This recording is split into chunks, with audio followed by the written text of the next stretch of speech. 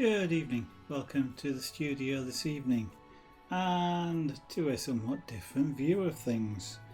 As I'm carving, I'm trying out something new, which is the carving vise that this is attached to.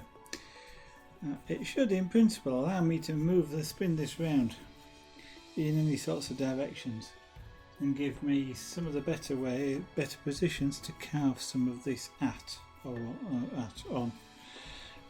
But I've never used one before. This is literally the first time. And because of just the way everything is, this camera is somewhat... If I move cameras around, I get this covering my face. That might be a good idea. And if that's the case, I'll just turn that one off. But I've not done any carving with Amber here for well over a year now. And I've not done any carving for well over a year now, so this is going to prove interesting.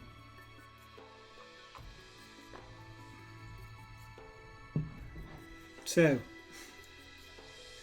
I recall when I was doing this last, one of the things I was working on was a little bit on the body, the head obviously. I've got a lot of work to do. There's a lot of work to do, but I was playing about with the body, and that probably implies that I was using this wide chisel here. So I shall try not to ping this all over the place, because these things are sharp with a capital P.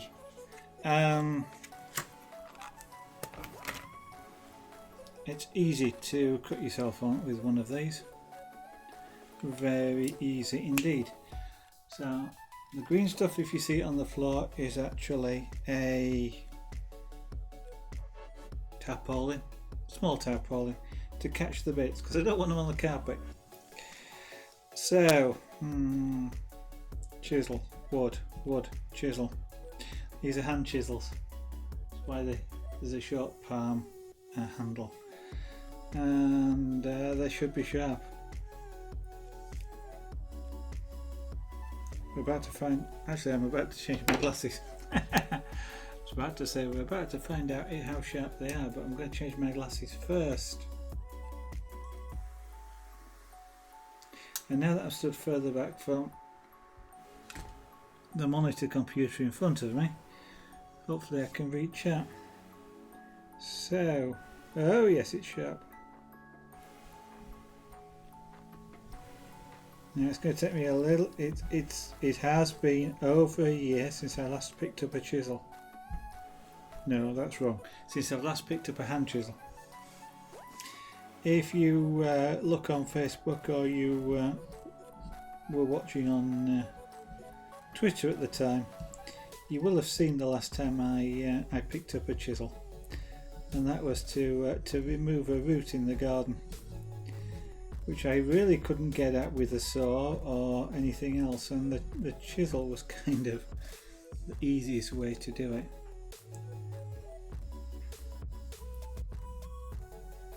So that's using it more like a knife. I don't want to use it more like a knife. I don't know whether this camera's going to shake using this carving vise. It possibly will. There's not a lot I can do about it, I'm afraid, other than potentially getting out a tripod. But the tripod will have to stand on the desk. What I ought to maybe consider doing, when I can afford to do it, is to actually get some boom microphone stands, which will then let me have a tripod off, well, effectively the stand, but the tripod off to one side with a boom, with the camera on the end of it, so I can do something like poke it over the top of my shoulder, for example. And it's not fastened to the desk and therefore doesn't rock. I mean, this is the camera is actually fastened to a telescopic arm, rather like an angle poise lamp, and it's not fantastically stable. For most things it works, but for something like this where I'm going to be pushing against the table, and the table will be rocking, even though it's quite a stable table. I'm sorry about the effect. Hopefully it doesn't cause anybody to get seasick.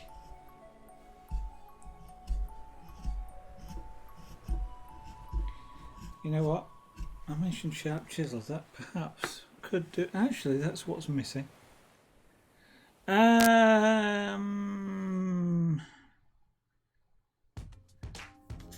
Is it? He says, you know what? It's been over a year since I picked up any chisels. That's what I was looking for. No, it's not. I was beginning to think my leather strop had gone missing. It hasn't. I do have one, but I use the one that's on the back of here. So what I'm going to do now is just give this some polishing compound on there. And then I'm going to just hone this chisel, strop it effectively. So I'm not exactly sharpening it. The effect will be that it is sharper, but I'm not sharpening it. So I've never yet applied a whetstone to any of these chisels. They don't need it. They just need a hone from or a strop from time to time. Nakmui, good evening. Thank you very much. That's a nice compliment of you. And this is quite a bit sharper now. How are you this evening?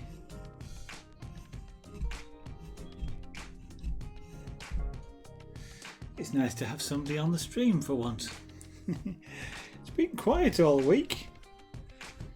Twitch is extremely quiet.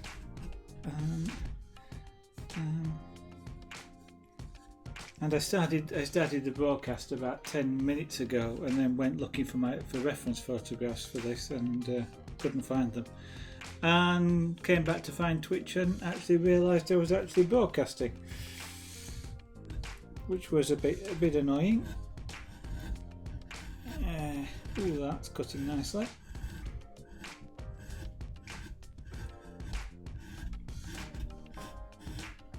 You remember seeing me do any carving? I'm doing well, thank you very much. It's I don't know how long this stream is going to last. I may have to stop it with very little notice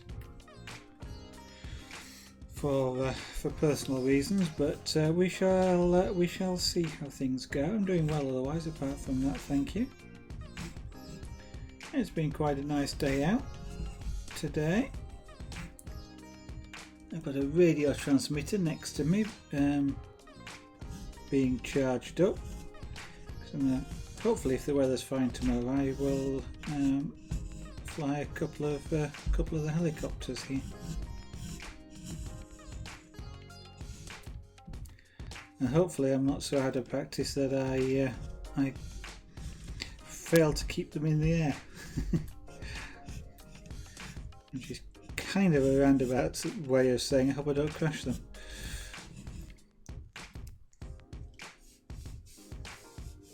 So it's going to take me a little bit, and this is where I could do with finding that big paintbrush that I've got somewhere. It's going to take me a little bit to get back into handling wood.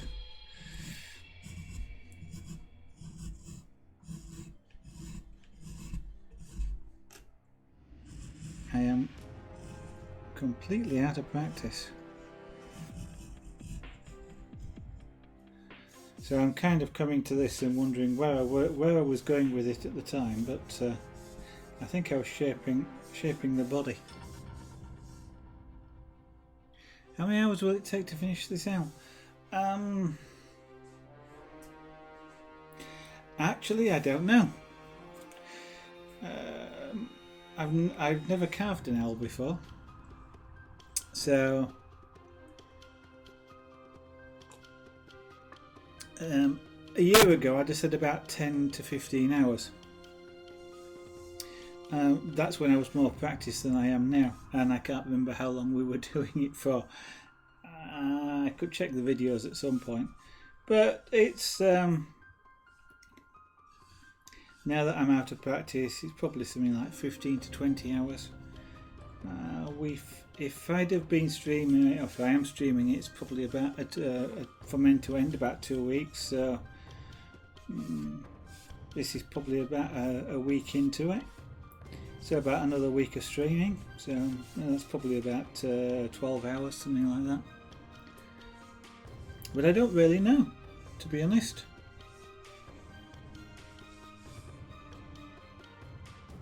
Whilst I've been carving for quite a while, every time I carve something, it's something brand new. So it's really rather hard to guess for me at the moment, because I'm not repeating any subjects.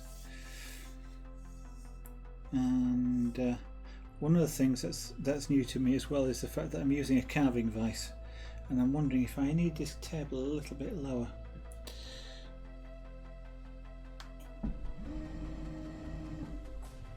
There we go. That's one of the nice things about having a standing desk, or one of these standing desks with an electric motor, is I just needed this a bit lower, so I just pushed the button and down it went, which is quite nice. I am now at the point where I'm looking at this going, what do I do now?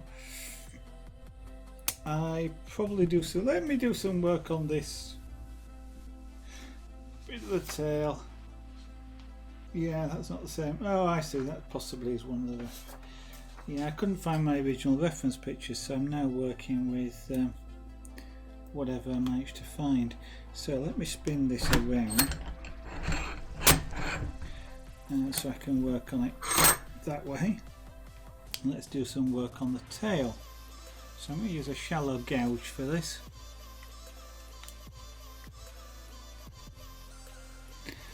And I'm going to round this tail off a little bit, I think, possibly undercut it maybe.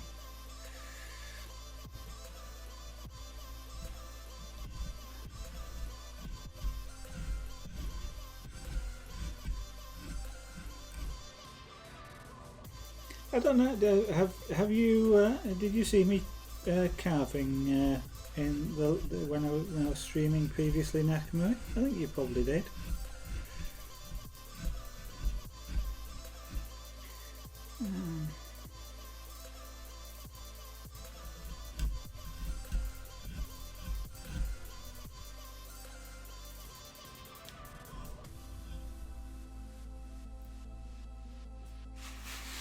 Right, so wood carving, an interesting thing, done in various ways of carving things. I'm doing this using chisels, using hand chisels. There are all sorts of ways of carving, power carving, using power tools of various kinds. A lot of those are rotary. I'm going to end up disappearing off frame, personally, off the face cam as I'm doing this, just because as I'm looking around I'm going to want to be looking at what I'm carving, and the camera's not tracking me in any way. Yes, I was saying various forms of carving, rotary carving, or power carving is usually rotary carving, but there are power tools that work like what they call reciprocal, which is backwards and forwards, which work like a hand chisel or a chisel which you'll hit with a mallet. And I'm carving a relatively soft wood here, so I don't need any. I don't need the power of using a mallet to drive a chisel on this wood. I'm not removing nearly enough wood, or and the wood is not nearly hard enough to need that extra power. And if I was to try and do it on this wood, I would just basically wreck it. There's too much power using a mallet. Incidentally, if you ever see somebody carving, wood carving, usually you'll see them with a mallet which is round, not square, which you might expect, one that looks like a hammer or something like that. Those are carpenter's hammers, the square ones, rather than carving chisel mallets, carving mallets rather than carpenter's mallets. And the reason they're round is so that it doesn't matter where you hit the chisel, you always hit it perpendicular. Because of the round, it's a single point of contact. If you hit it with a square chisel and you hit it off, you drive the chisel in an odd direction. If you hit it with a round chisel, it always drives where you want it to go. Unless you go really silly, that is, but generally speaking, when you hit it, you get better control. So wood carvers will tend to use a round mallet. And the chisels are also a lot longer. And they tend to have a really good handle on them.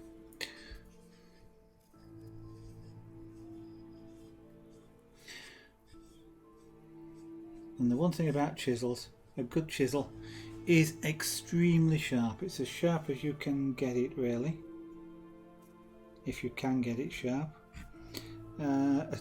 A blunt chisel is dangerous. Any form of cutting tool, it becomes more dangerous the more blunt it is. You might not think that an extremely sharp chisel is safe, but it's actually a lot safer than using one that's less sharp, shall we say. And the reason for that is that, as you can see, I am moving wood here fairly easily. Now, it's a relatively soft wood, but that's down to the fact that this chisel is sharp. I don't need to apply much force to cut that wood. I mean, I am almost literally doing this just with fingertips. And if this was blunt, I'd start having to use my hand and my whole arm to force the chisel through the wood. And apart from the fact that it would tend to rip it rather than cut it, when you apply a lot of force to something, if something happens like you slip, then it's really hard to stop. You've got a lot of weight and force behind it, and you end up sort of pushing the chisel a long way. And if your hand happens to be in front of it, that's when it becomes somewhat more dangerous. But if it's really, really sharp, then you can almost literally cut wood, he says, doing it here. I haven't got a lot of control this way, so this is not a good idea, but I'm just using two fingers and I can actually cut this wood because that chisel is so sharp. I am thinking whether or not I actually want to round that off. I don't like it like that.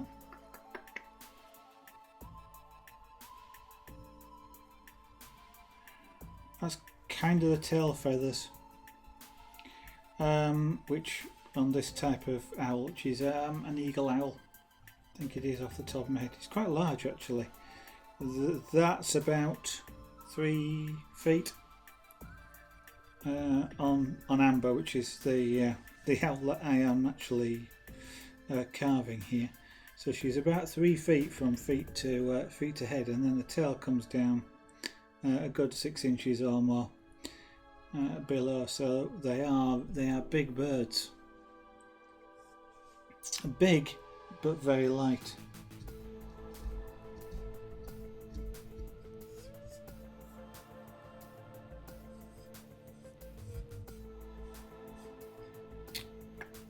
Just trying to decide, do I kind of...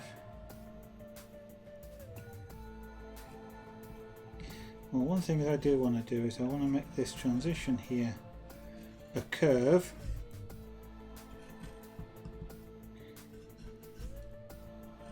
So I'm going to get in and... Now that, again, a curve on this would have been a lot easier earlier on.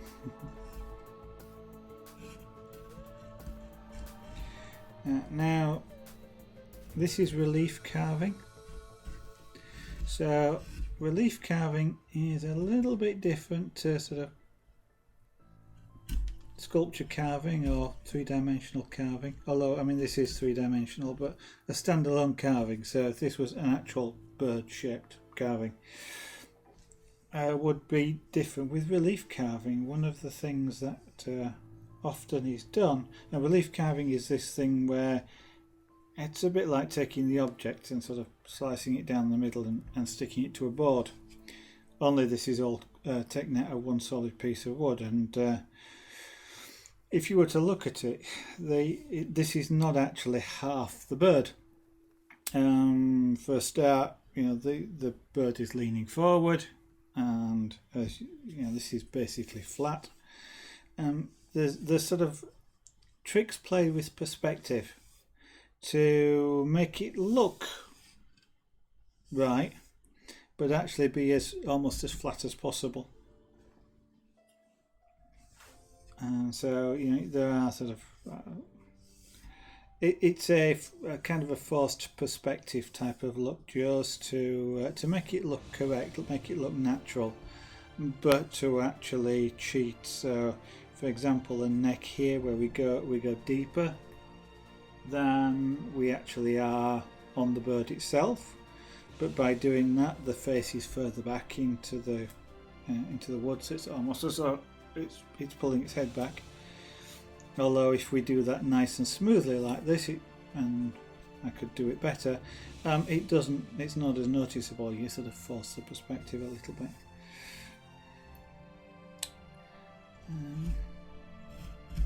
I want to try and take that.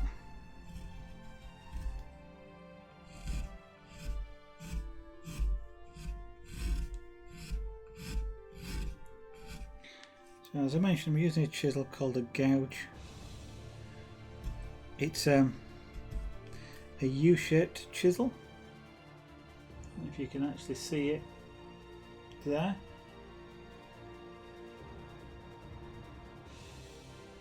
A better one to illustrate it might be this one. It's a bit more obvious.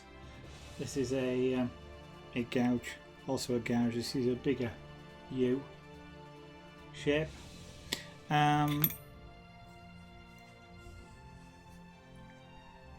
They're easier to remove wood with than flat chisels.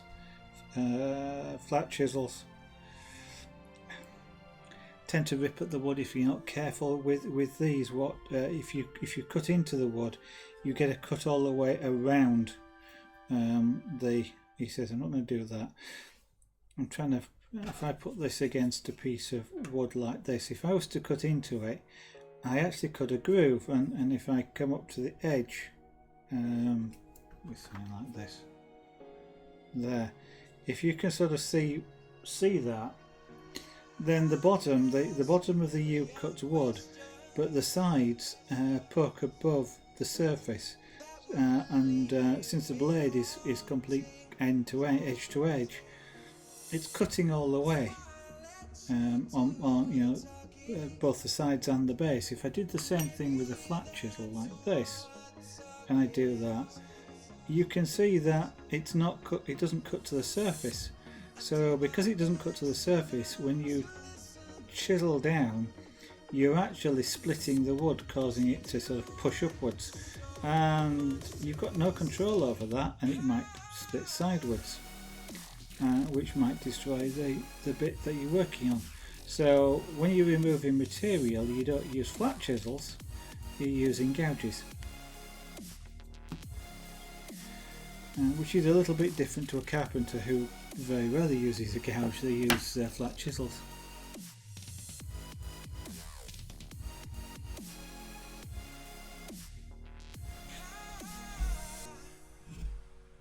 It's not to say anybody doing it wrong as such. You know, the carpenters do different things. They work in different ways.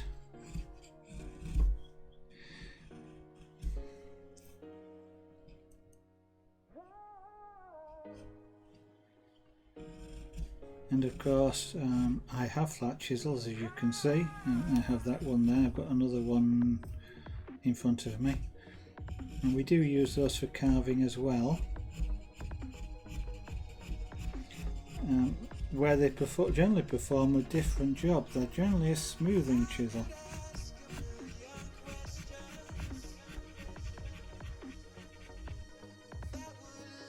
So we'll use them on a surface to smooth the surface down, or we'll use them for edge cutting, which is what I'm about to use this one for.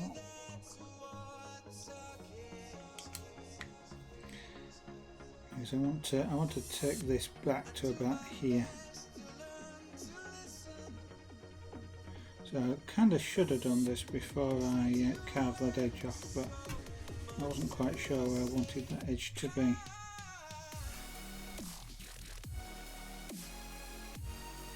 So I'm using this to go straight down.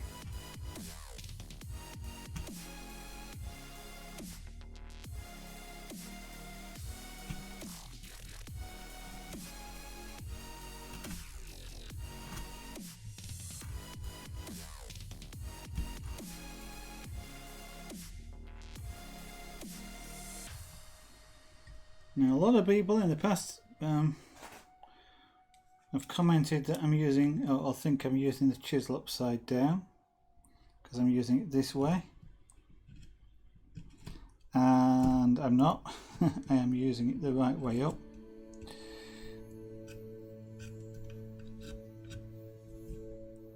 And the reason I'm using it, or the reason why this is the right way up, is because of the bevel, the shiny bit there on the end.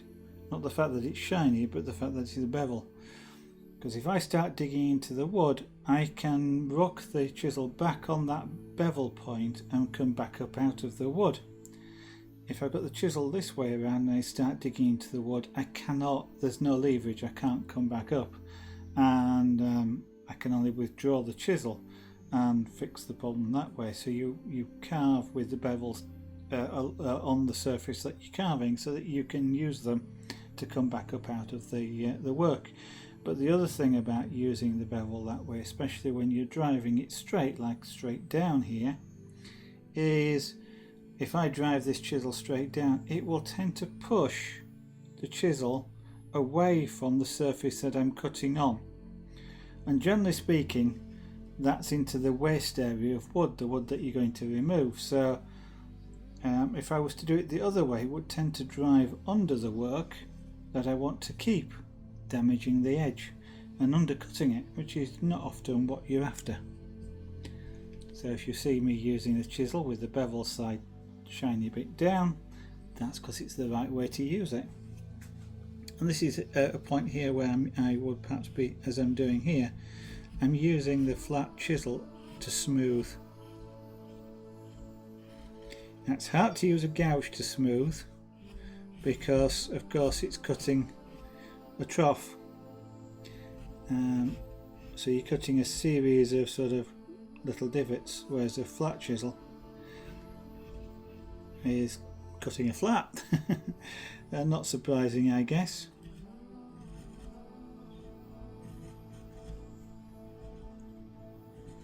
And because you're cutting a flat, you can actually cut smooth curves, which is what I'm doing here. And you do that basically by taking lots of small cuts. It's a bit like if you've got a triangle and you cut the corner off, you've then got a if you've got a point which is two sides, you cut the top off, you've got a three-sided object. You cut the two corners off, you've got a five-sided object. You do that enough times and you eventually reach an infinite number of sides, which is a curve. Of course, we never get as far as an infinite number of sides or anything like, but we get enough that it becomes a reasonable enough approximation. Still not sure I like that.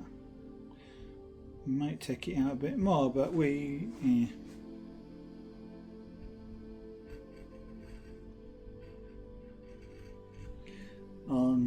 on reference pictures, this is quite thick. The tail is quite thick. but you kind of don't expect it to be. Now, I'm not after doing a completely anatomical perfect carving here. I'm after doing a carving that I like the look of. So I'm employing artistic license, shall we say, to do this. And that actually, didn't mention it then, but I should have done, was an example of where the flat chisel digs in and doesn't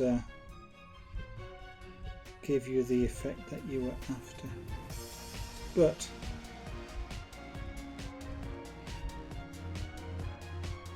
okay, I'm fiddling with details again. Shouldn't be at this stage, but you never know. Right. By the way, I keep mentioning these chisels are really sharp. They are sort of razor sharp, and you might wonder at me doing that. That's okay. I wouldn't do it the other way, but that way I'm going off the chisel, and it is relatively safe to do that because a cutting edge is that it's a cutting edge, so you have to be pressed against the edge basically, and that's not pressing against the edge. I wouldn't do it the other way, because these are sharp enough. I've got a tool wallet here, a chisel wallet here. If I move the camera you can see it.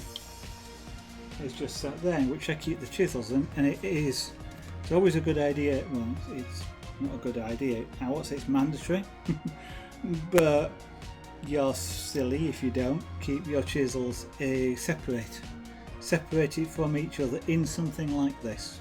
It doesn't have to be that, but something like that, because one of the quickest ways to blunt chisels is to let them bang against each other and rub. This is leather, and even if when this is folded over, the chisels, if they're going to sort of cut into anything, will cut into the leather, and they won't actually make contact with each other, which will blunt the blades. But you do have to be careful. I've cut myself with these chisels twice.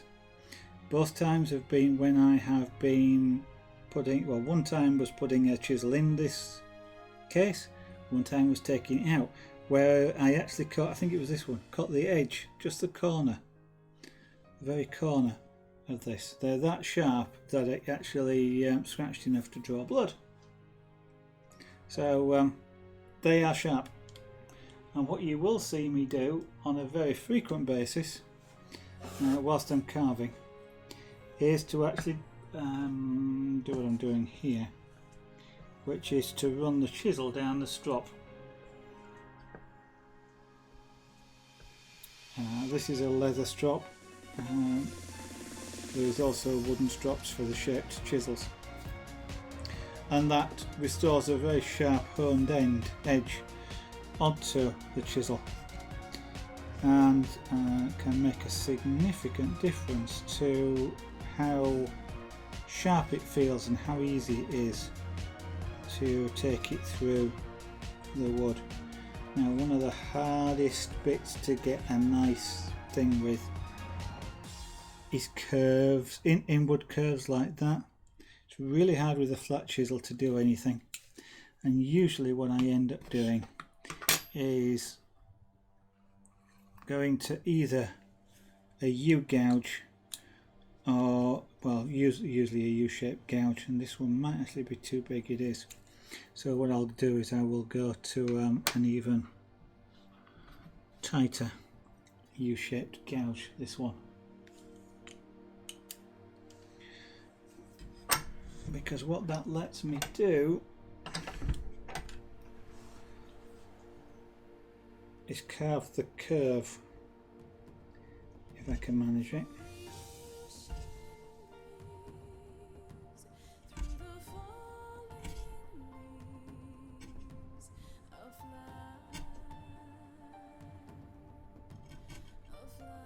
Now this is quite awkward working around this camera stand.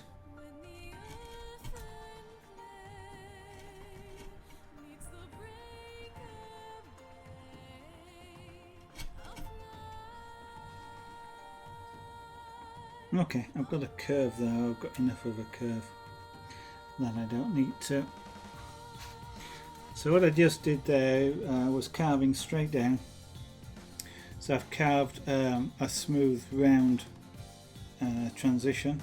Now what I need to do is carve into that transition from the sides, so that I don't know if you might not be able to see it, but there is kind of like a bump here. As I've carved the wood away, and this I've left the original surface, and so this is like a furrow that's been cut into the corner. What I'll need to do is to carve that bump away, and I'm going to do it this way, and I'm sure this is going to make quite a few people take a deep breath. And this there is nothing wrong with me doing what I'm doing, other than I'm carving it the wrong way, and I'm not going to be able to continue. The fact that the bit about carving it the wrong way was because I'm carving the wood against its natural carving direction. If I was to carry on, I will actually split the wood. I don't want to split the wood. So carving towards myself like that was fine. The problem was the direction of the wood grain meant that if I continued to do it, I would actually probably split the wood. And splitting the wood was not what I was wanting to do. Yeah, I can see the wood's torn a little bit. Now, carving towards me, I'm sure that if you ever did woodworking classes, they probably said you never drive a chisel towards yourself. Okay? And generally speaking, they have got a point. And but the reason why they say that is because in classes they're teaching you, and even at somebody, well, I suppose if you were being taught one-to-one, then you might be okay. But in sort of classes where there's quite a few people, the teacher can't watch everybody, and all you need is somebody carving this bit here, for example, this way, and that's dangerous. I wouldn't do that. Carving this, well, I might do that, but I'm less likely to than I am here. The reason being, that's a lot closer to me than this. So this has got something like about 8 inches to go before it makes contact with me at all. The other thing you'll see when I'm driving this is I will always use 2 hands, and almost certainly always I'll be resting my hands on the work, and I'll be driving the chisel with my fingers, not my hand. You'll see me hold it with my fingers, and when I drive with my fingers, your fingers only go so far, like there. So I can go from there to there, and I keep tight hold of the chisel, and so if I slip, I can't go very far. But this is the point of using a really sharp chisel. The sharper the chisel, the less force you need, and fingertips is enough force usually for what you're trying to do. And you only tend to do that if it's a really awkward position where you can't turn the work around very easily to get to where you want to do. If I was doing the head here, I wouldn't want to drive the chisel this way. I'd turn the work around and drive the chisel the other way most of the time. So, it's you will often see me or other people who may do things like carving on stream or knife carving as opposed to chisel carving, who will do things that when you were at school you were taught never to do. And it really is about understanding the tools, understanding the materials, understanding what what's going to happen. And when you were at school or when you were learning, that's something that you didn't know. You didn't understand the tools, you didn't understand the wood. After all, you were learning. And so they teach you the safest way. The safest way is sort of this blanket rule: do never cut towards yourself.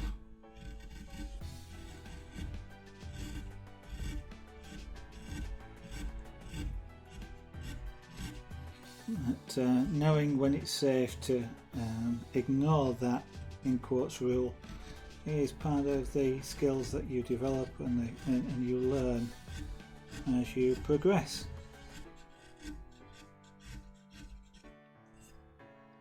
Now this piece of wood just around here is rather rough, and I don't like that, so I'm just carving it smooth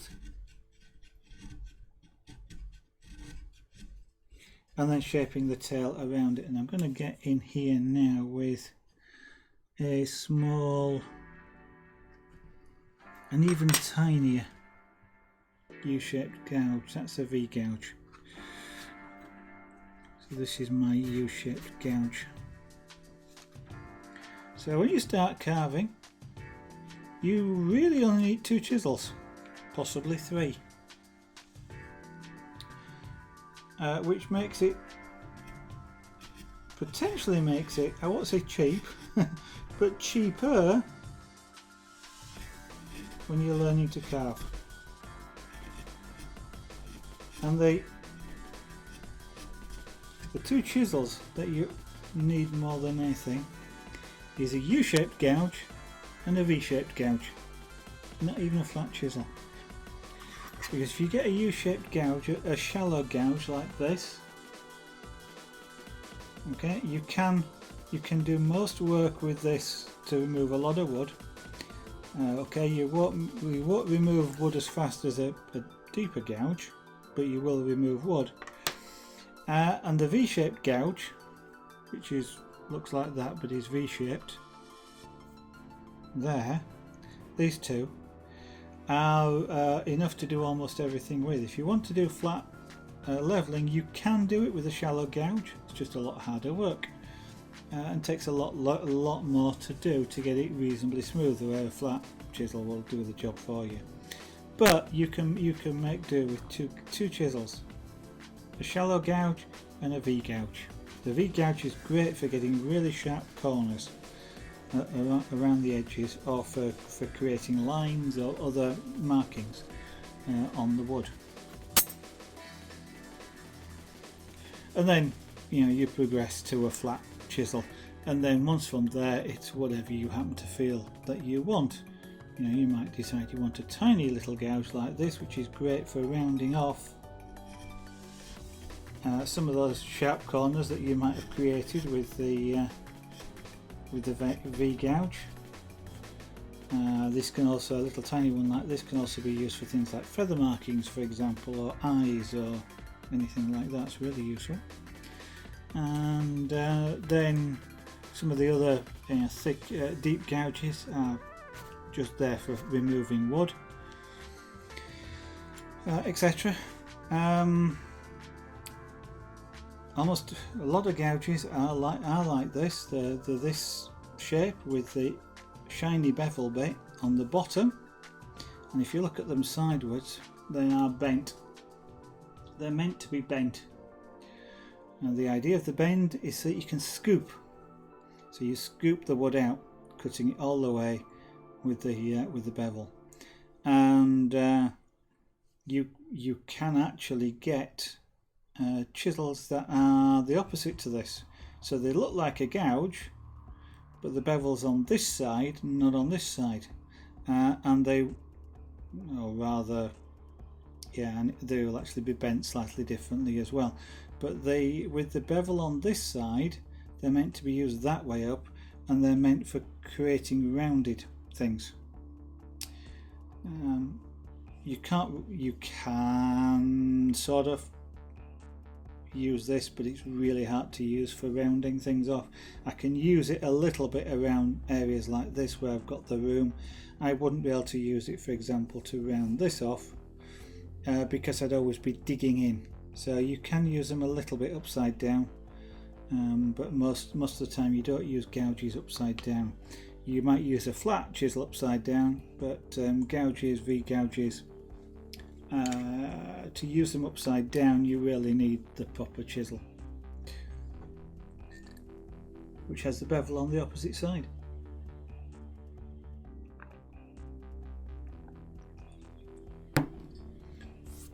You can get something called spoon gouges as well,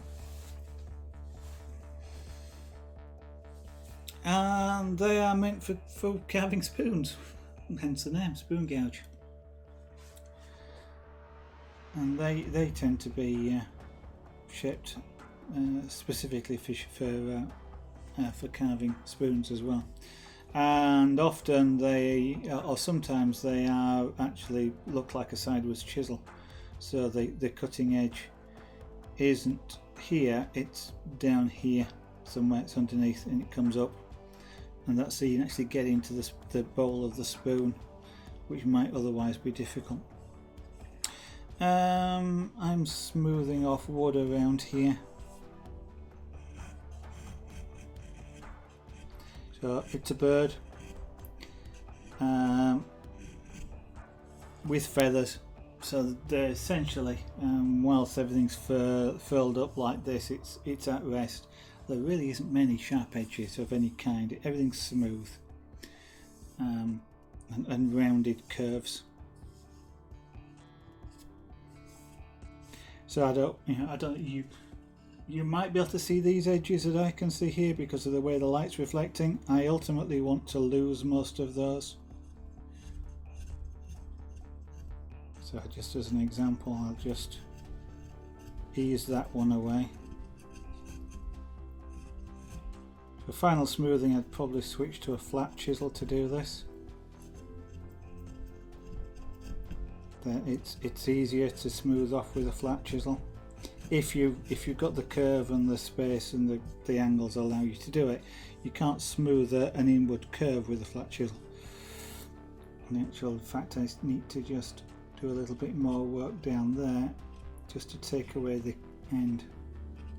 bump into the corner. That's okay. So sharp edge there that I need to lose as well.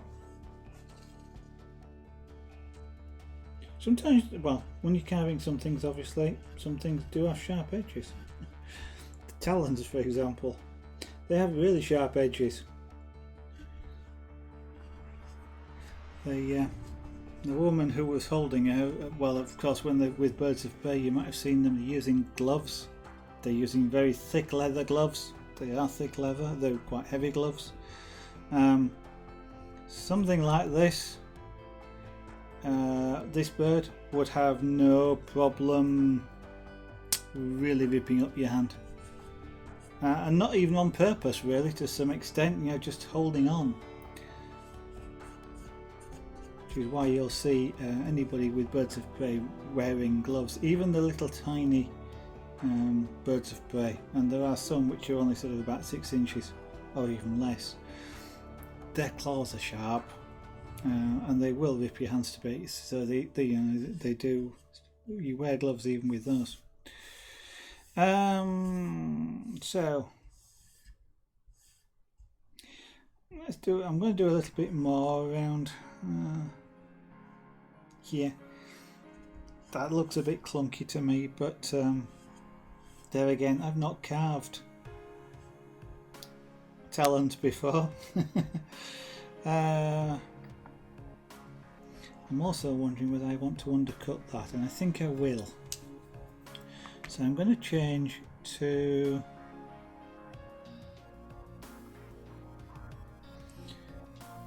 what's the best way of undercutting that? From this angle, it's probably going to be a flat chisel. So I had the choice here. I want to undercut this tail section here. I don't want you either. I want a shadow line. So when you've got a light like this shining, you actually see a space underneath, which is called undercutting. I don't need to go far, it's just a shadow that I want to create. And I've got two ways of doing it. I can use something like a V-shaped gouge, if you like, like this, which is a V shape, and come in like that to create a V underneath. Only thing is, I can't actually get in there very easily. I might end up doing it a little bit, but I can't easily get in there because the body's in the way. I cannot drive the chisel this way, even if I turn the wood around and drive it away from me. I can't move the chisel in this direction against the wood. The wood grain is such that if I do that, it will split the wood. When you're carving wood, if the wood is flat like that, when you carve, you have to cut the grain. Okay, so you've got to go like that if you like. If this is my hand's the grain of wood, I've got to cut that way. If I try cutting this way and this is the surface of the wood, as you can see, what's going to happen is I'm going to push the wood up, I'm going to splinter it and tear the wood. And that's why, you know, there is a direction which you have to carve. You can't carve against the grain, as it's called, because it will tend to lift it up. Or, you know, if the grain is running that way, I can cut through it this way. I can't cut through it that way. And as you can see, if I try and cut this way, I'm going to split. If I cut this way, I'm actually going to create a cutting.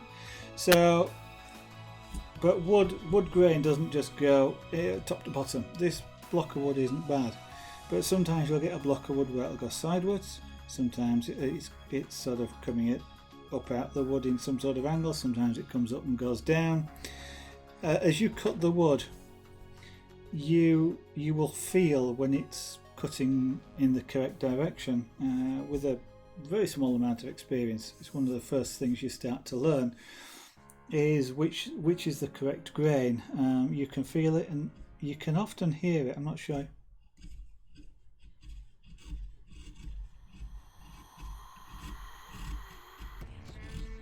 I'm not sure if you heard that, especially above the music, but the wood crunches in a sort of way when you're cutting it the wrong way, and I don't really want to do this.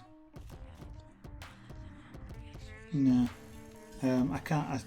I don't really want to do it because I'm going to spoil it. I can do it in very, very fine slices, but I've got to be really careful. If you do it in the wrong way, the tool tends to jam and stick and not want to move. And the first one of the things that you learn fairly quickly is if you're driving a chisel and it sticks and it doesn't want to move, the first thing you think of is, am I driving the chisel against the grain? Because if you are, you're doing it wrong. You'll either split the wood or you'll drive the chisel. The chisel will want to follow the grain, and you'll drive the chisel in the completely wrong direction to what you want it to go, which might spoil your work. So it's one of the primary skills that you start to learn is what's the right direction. You can't always tell just by looking at the piece. Sometimes you can, sometimes you can't. Now I was going to switch. Oh, that's what I was going to do. So in this particular case, I can't get in from this angle. So what I'm going to do is undercut it by going in this way. And at this point, now let's say it's going to lock there. I've not used this carving vise before. I've not used a carving vise before. I'm not sure I like this one, but I bought it. So what I'm doing is driving in at an angle. I'm not pressing down really hard. I don't want to take a lot of wood off. I only want to come down to the base level here. I didn't come down far enough, so what I'm going to just do is go cut across about halfway up, which should release some of the wood I've just cut.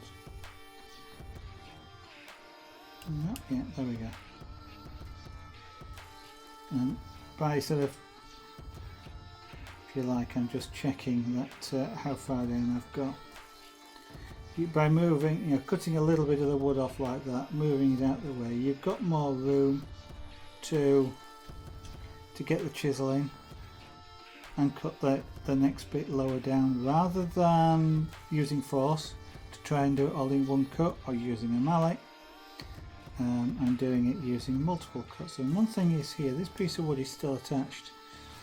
One of the things you don't want to do is rip that off. So that would be a lot of people's natural inclination. You know, I just want to pull that off.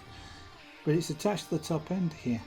If I do that, if I'm lucky, it'll break. If I'm not lucky, what it will do is it will continue to pull wood out of this bit of work that I don't want it to pull wood out of. The bottom end here, it's more likely to break, but if I tried that at the top, I may end up pulling a piece all the way up here across the body, and that wouldn't be good for the work. So never pull wood off, always cut it, and if it doesn't come away, cut it some more.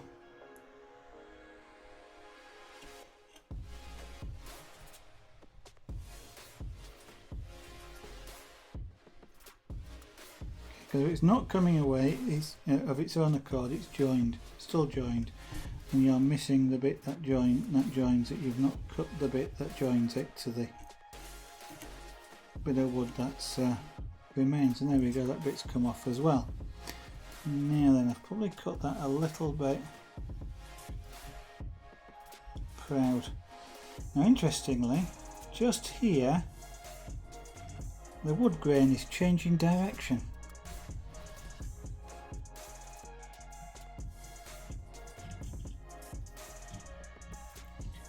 Cutting it that way was going the wrong way. It just wasn't cutting. In fact, I'm going to change to my big chisel at this point.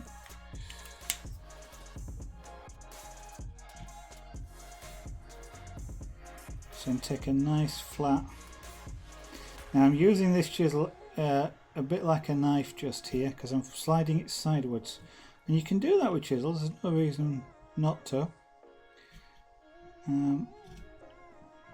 One of the reasons for using it in a knife-like manner, sliding it sideways, is that it will take a cut, a smooth cut, and do so with less force than I would need to do to drive it forward.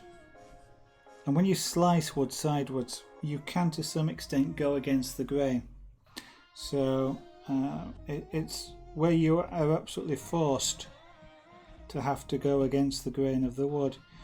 If you can, using a chisel in a slicing motion, a knife-like motion, will often help you overcome the problem that you're trying to get around. Now then, that's undercut there, and now I don't know if you can see it, but when I look at that,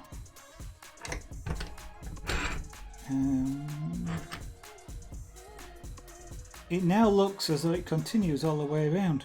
It doesn't look like it's joined to the baseboard. It looks like it's actually lifted off the baseboard and continues round. So I've got a better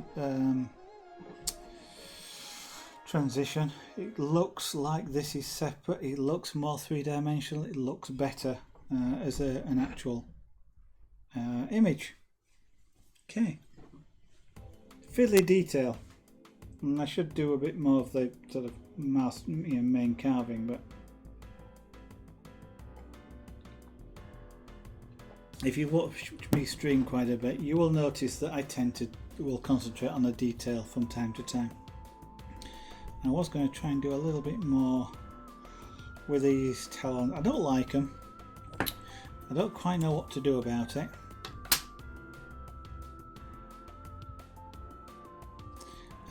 I think I do.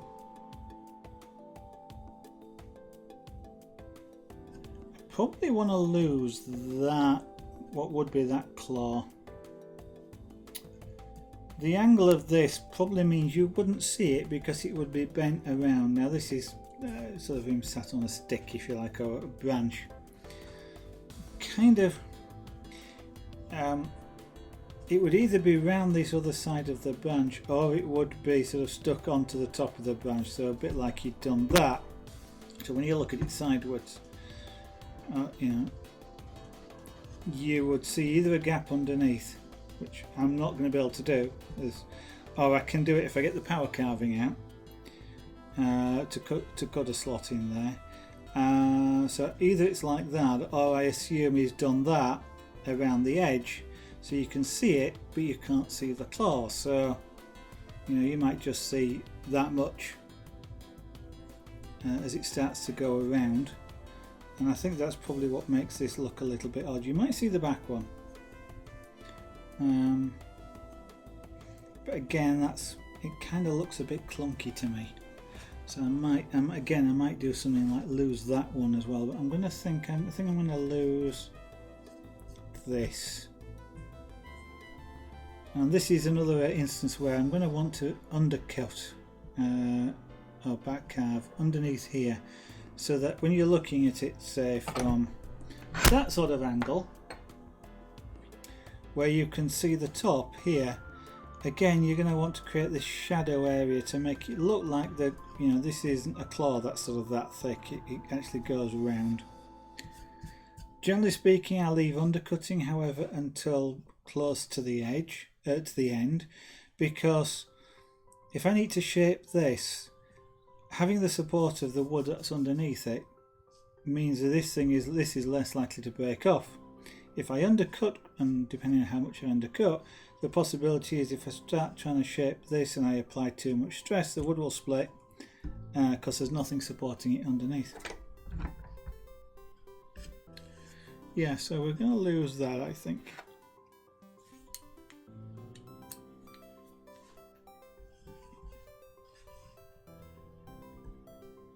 Now then, I'm going to lose it slowly. Now, I don't know if you noticed there, but that piece of wood popped off. And that was actually the wood split. So I applied some pressure. There's nothing back here to support the wood split.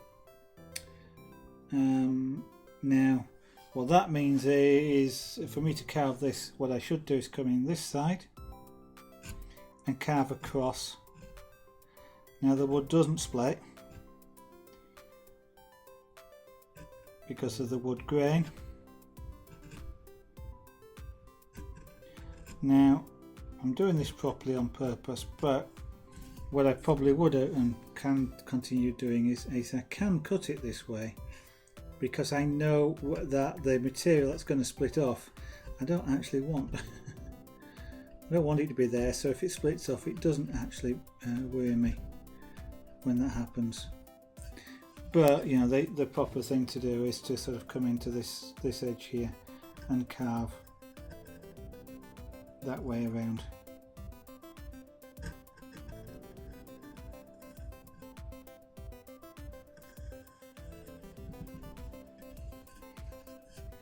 And I'll shape this switch gouge to a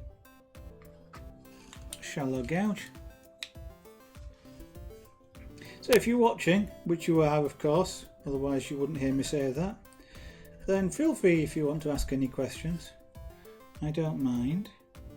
As you may have gathered by now, you will have heard me sort of explaining what I'm doing and why I'm doing it. You might find a better way of doing it if you are, or you might know a better way of doing it if you know any carving. So,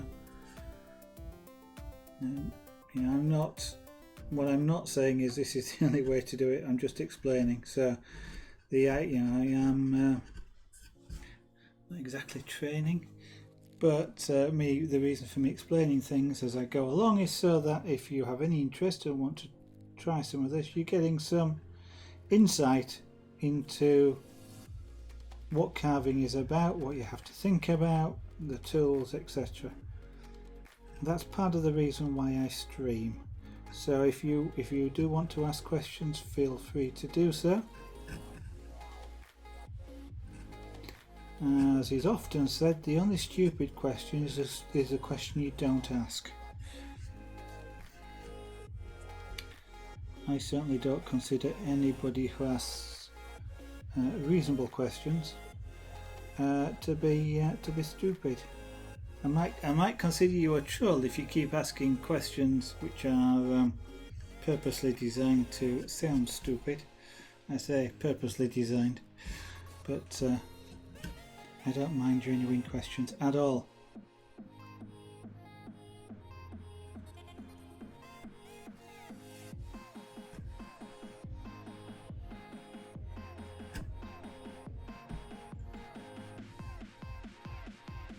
Now, all of the streams that I do, whether they're carving or whether they are any of the other crafts, all tend to have a similar sort of style, in that I will do explain what I'm doing as I'm doing it. I've just switched now to a more deeper gouge, deeper meaning the U shape is deeper, because that allows me to create a curve here, which I can't do with the shallower tools because it's too wide. So this, if you like, is the deeper gouges, whilst the gouge I was using is approximately the same width. This one is deeper, so I can actually create a deeper groove in this, but the same width groove. Or in this particular case, I can actually create, by cutting straight down, I can create a curve with this that I can't create with the shallower one.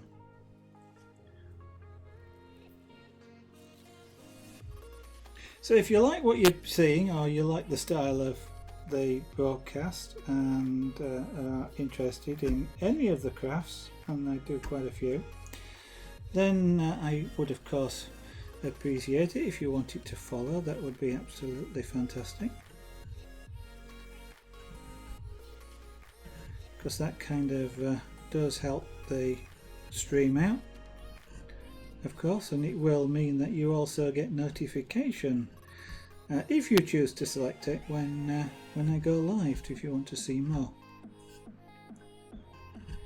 What I'm going to do is, I need to round this off. At the moment it goes almost straight down. Well, do I need to round it? Yeah, a little bit, just this edge perhaps.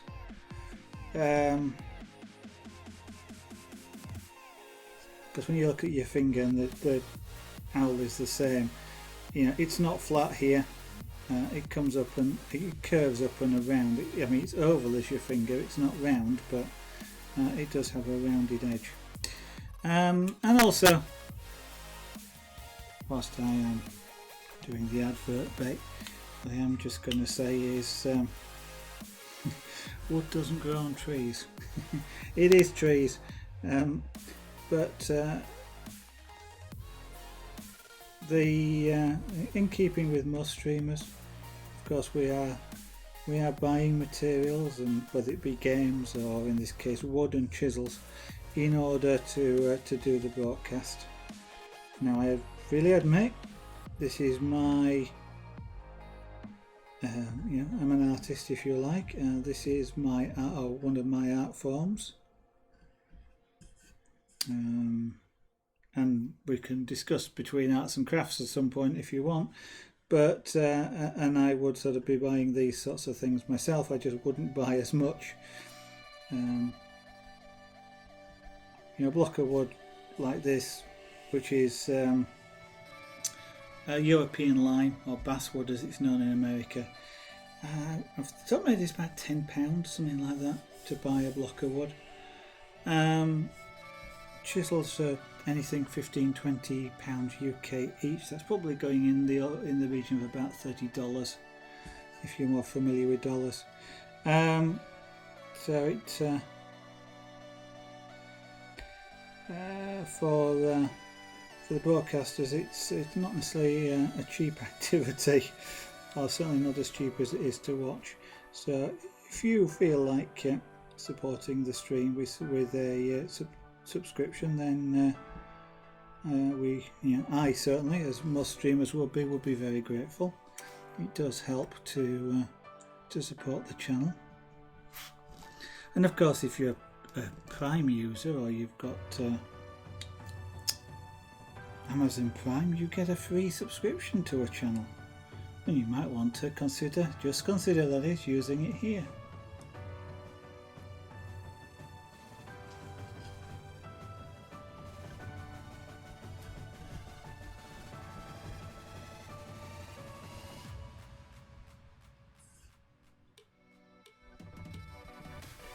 And using a little tiny U-shaped gouge here is really tiny. It's about 1 millimetre across.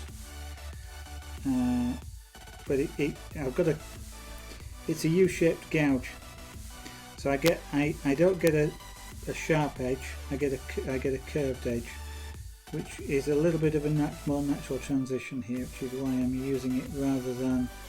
I've got a V-shaped gouge which is the same size, but it allows me to create a sort of a natural curve, which looks a little bit better in this particular case than it would do if I'd come in with a sharp edge V gouge. At some point I will apply some distress to this. It could be a rock or a twig, and we'll apply some surface texture to it. You might actually also want to check out, I mean, you throughout the stream, just about here on this in this panel here, you'll have seen or be seeing lots of photographs. Those photographs are all things which have been made on stream. So all of those things were done live here on Twitch. And especially the jewellery at the moment, if any of that interests you, it's chainmail jewellery, then most of what you see there, and most of the stars that you see there are available if you'd like one on the Etsy shop. And at the bottom, in the blue section at the bottom here, you can see the URL for the Etsy shop. Check that out. I mean, even just taking a look at that helps the channel, because search engines the more people that look at links and things like that, then the more you get higher in the search engine rankings. So if you look at my pages in Etsy like that, then the Etsy search engine tends to make me bubble up a little bit closer to the top. So yeah, feel free to take a look.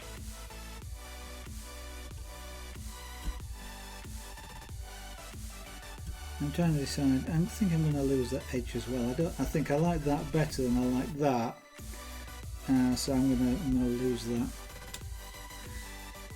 It probably seemed like a good idea at the time, or maybe just when I was looking at the reference, you were kind of looking at that talon more. But in the context of what I'm looking at here, he says, turning it around to have a look. Yeah, it doesn't look right.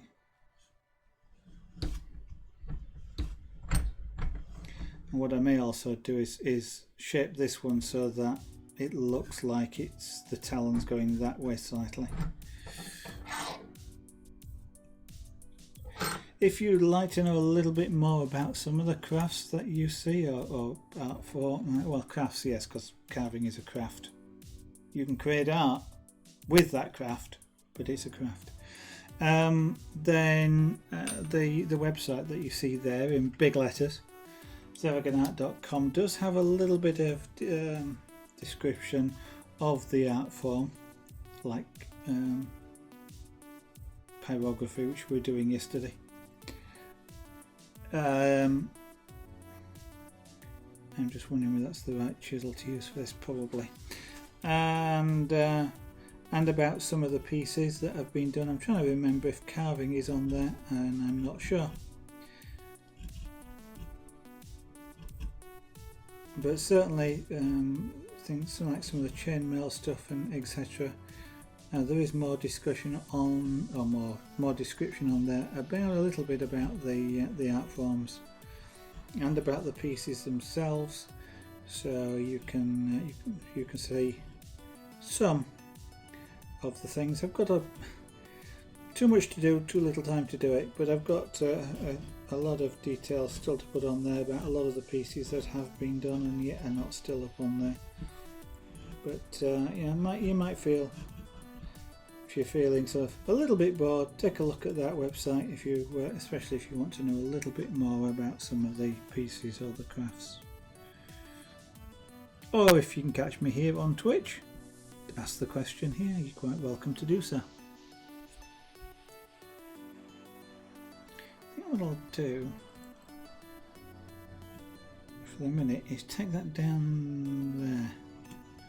I'll probably shape that a little bit as well. Now this is one of the reasons for the wood that I'm using here, which is known in America and some parts of the world as basswood. It also gets known as European lime wood, both of which are it's the same wood, just two different names for it.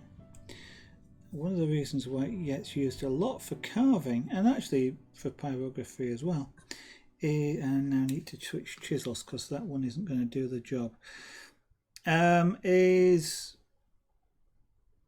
I'm looking for that gouge, that may be too wide. It is.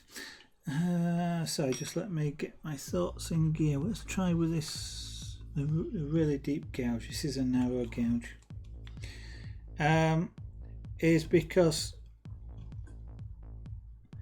the wood grain is quite close, and you can get some really nice fine detail in it. The wood itself is not fantastically hard. It will cut reasonably nicely, and carry detail. And from the point of view of pyrography, the difference between the what would be the rings and the material between the rings on basswood is they've both got about the same density, the same water content, same sap content, and you don't get variations that you would do with something like pine. And also the colour, it's you can see the colour, it's quite a light wood, and that's ideal for pyrography, because it allows you to have a lot more shades of colour. And sometimes what you'll get is wood carvings where pyrography is applied afterwards. And something like Amber here, that might be an idea, because her feathers are all mottled. So there's really dark patches and light patches. I don't know if that's a camouflage or just the way it is. That's actually something I didn't ask. But applying pyrography to this might actually sort of be quite good, sort of dark areas and light areas from the pyrography. Right. Okay, that sort of looks a bit better. I'm going to change the shape though. So this year I will go back to the gouge again. And let's give this one a little bit of a hone. Yeah, so I'm going to apply some of this stuff. This is essentially a polishing compound. That effectively means it's very slightly abrasive. All polish is slightly abrasive, that's how it works. Now then,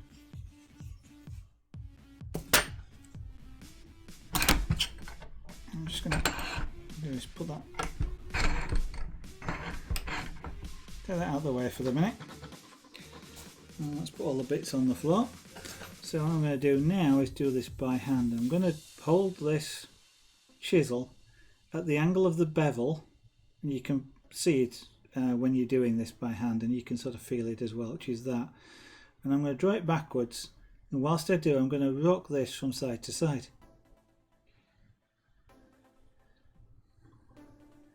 And I do it in one smooth movement, And I can go, you know, do it multiple times, and I will be doing, I am doing it multiple times.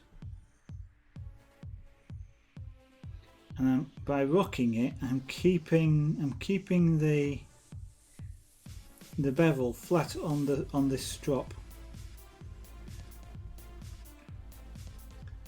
Now, what this is doing is, if you ever were able to look at the edge of a cutting blade under a very good microscope, the edge is not actually straight, it's actually very, very jagged, and it's that jagged bit which actually makes it cut. But it's very jagged, and when you're cutting wood, but the other thing about it is it's extremely thin. And when you're cutting wood, what tends to happen is the bits on the end sort of bend over, so they get sort of bent and curled and sort of all sorts of shapes, like sort of looking down my fingers here. And as you can imagine, that is a lot sort of less sharp than something that's like that. And so what the stropping does is it tends to line them all up, but will tend to line them up curved. And I don't want them curved, I want them straight. So having stropped it on one side, I'll then strop it on the other, which then has the effect of straightening things out. And I do that by turning it over. And I'll strop it. In this particular case, I can do it on the leather, but on some of the other gouges, I will actually do it on these wood strops here.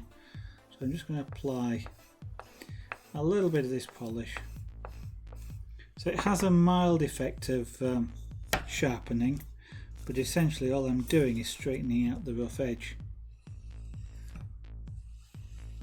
Now this is not quite perfect angle for this, but it's close enough. So that is all I need to do to significantly sharpen the end of this, or effectively sharpen it. It will now cut a lot more easily than it was doing so not so long ago.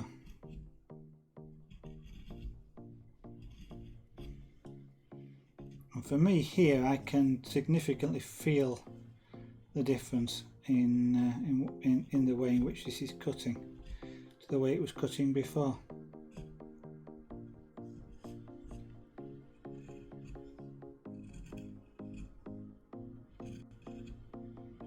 Now unfortunately, I think with the background music playing, you probably can't hear this, but the wood is making a lovely sort of crunching noise, and that is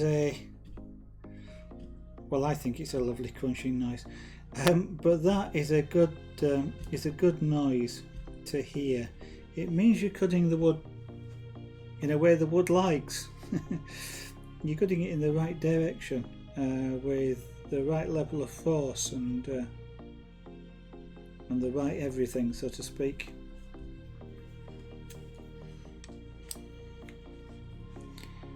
Yeah, then. The legs are covered in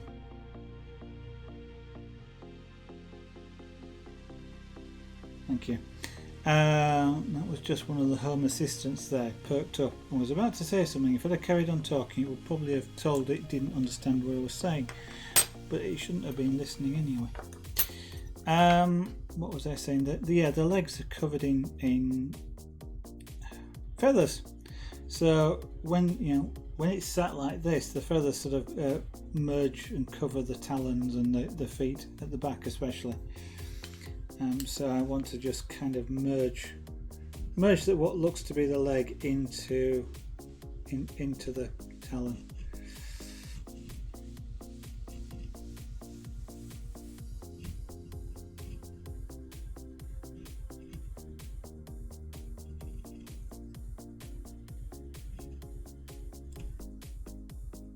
Now then, at this point here, I can't actually come back up out of the wood. Because of the angles and the fact that I've got this here, I can't actually come up. If I keep trying to do that, I'll actually rip the wood. So again, this is where I'm going to come in from a different angle. Now rather than turn this piece of wood around just to come in and do that. I'm doing that in this direction. As I mentioned earlier, it's a perfectly safe thing for me to be doing, because I know what I'm doing and I know why I was doing it, and I was working in a safe manner. Now unfortunately what I have got here though is I've got like a three-way dot coming together in a three-way point, and it's really hard to smooth that out. You just don't have the correct angle to do it. Now one of the things I don't like doing, I just don't like it, is I don't like sanding these. I actually, where there are tool marks, I like to see them. If I sand it, I'll lose the tool marks. Sometimes, like on this body, perhaps it would look better. No, it'll be something I'll think about. But when I'm working around here and things, I kind of like to see the tool marks. I don't sand. But sometimes getting into small areas like this with a little tiny piece of sandpaper, I'll sort of get the sandpaper out and do that. Or I may even get out one of the rotary tools just to get into the corner, because I've got some tools which have got like a ball on the end, for example, which is a diamond burr, which is about 1.5 millimeters diameter, which will get into tiny spaces.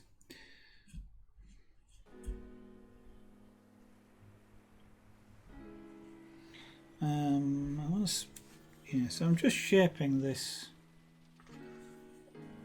claw talon a little bit.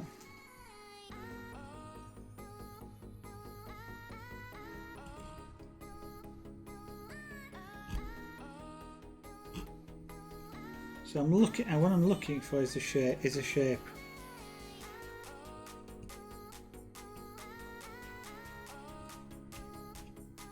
I'm not sure I know what that shape is yet, but it'll be one of those shapes that I'll know when I see it. Quite often that's sort of the way, I mean, some people can plan every single shape in advance. I have a broad idea of what I'm looking for, which is why I carved this in this first place in that shape, but I don't necessarily know exactly what I'm looking for until, you know, I see it cut and go, you know what, that's not, it's too big, it's too thick, or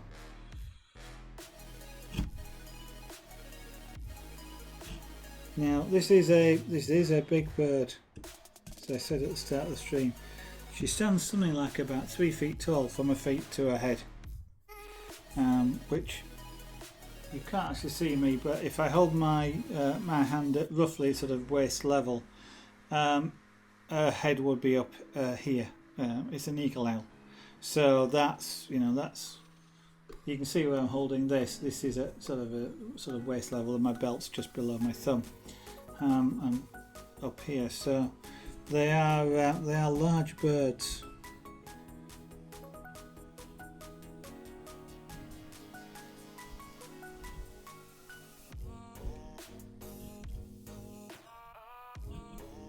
What we got here?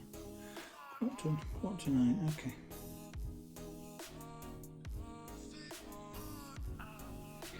So yeah, things are a little bit angular, and that's something I don't like the look of. So I'm going to cut this inner edge.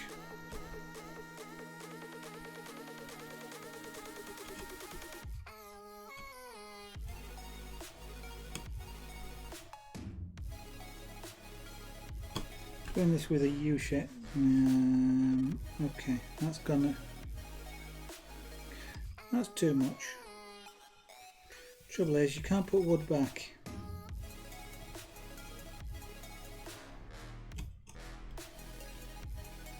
So I've kind of made a mistake there. I've cut off more than I perhaps wanted to do so. So what I'm going to do is lose that end of the talon there. So I'm reshaping now. That's about the only remedy I've got, having cut off a bit too much of the wood than I wanted. And actually I've probably got a better result of it.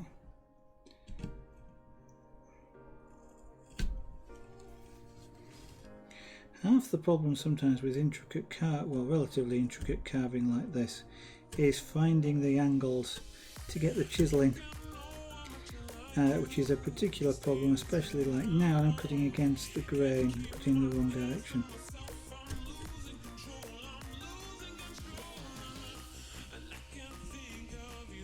And I probably want to undercut that. I'm going to switch now to a little tiny gouge.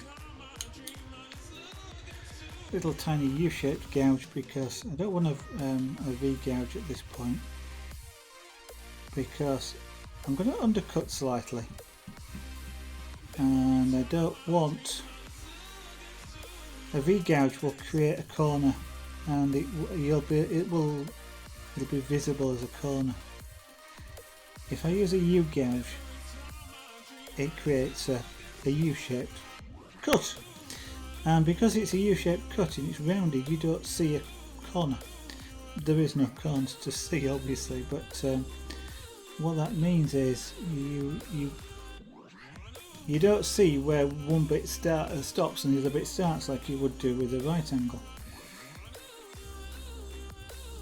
Although, having said which, just as a note of interest, you don't often get, you can get, but you don't often get 90 degrees. The gouges are usually either 30 degrees or 60 degrees, V-shapes. They're not often 90. And actually this I think is a 60, and it's actually more useful, because whilst you can't cut 90 degrees with it, you can approximate 90 degrees. And it's a bit easier because you sort of cut one side, then you tip it and cut the other side. And so you can cut a 90 degree type angle with it, and it gives you more space to work in than it would do if you were trying to do that with a 90 degree gouge. Now then, what I want to do is just give the impression that this is separate a little bit. So I'm sort of undercutting slightly.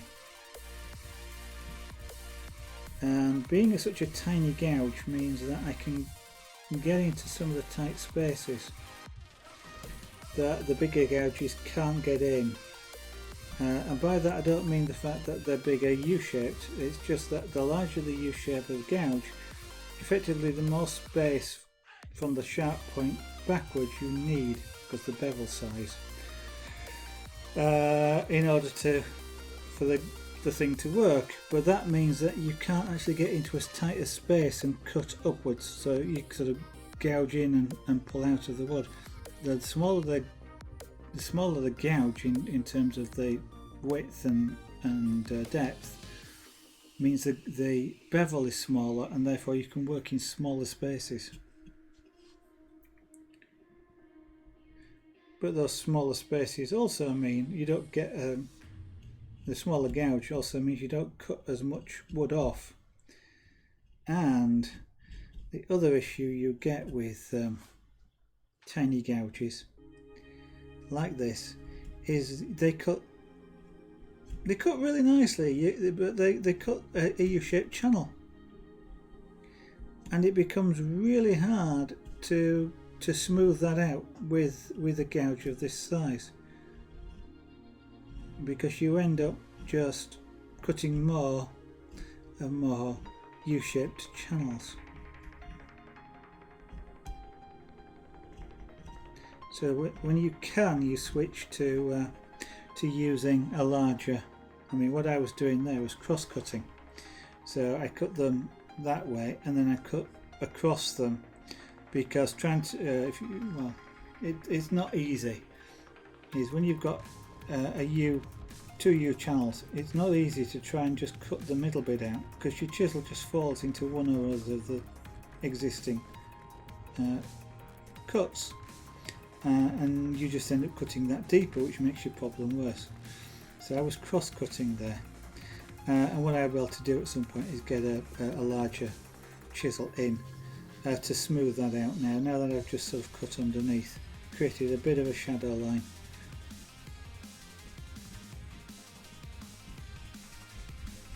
So you don't work with tiny gouges very often, well, as much as the bigger ones. That's not bad.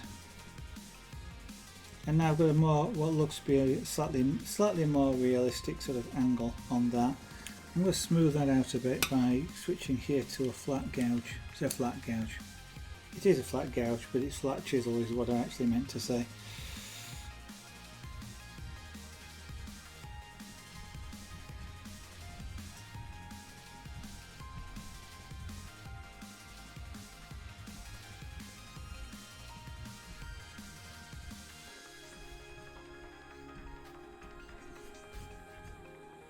And actually we'll now move to the largest but deepest gouge I can get in there. Yep. Just to smooth out this area here.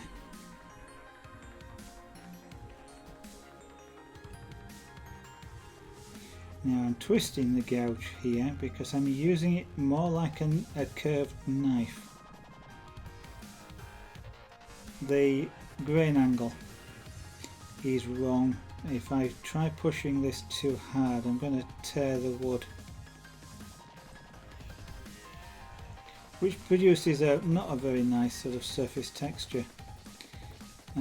But if I rotate the chisel whilst I'm using it, I can use it to cut like a knife, like a curved knife.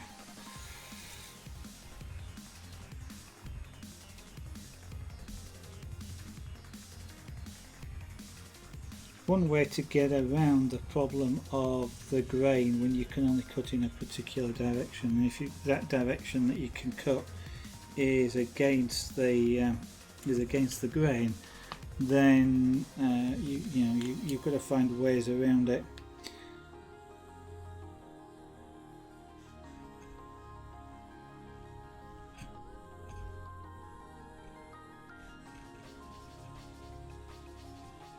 Now to some extent these areas are feather,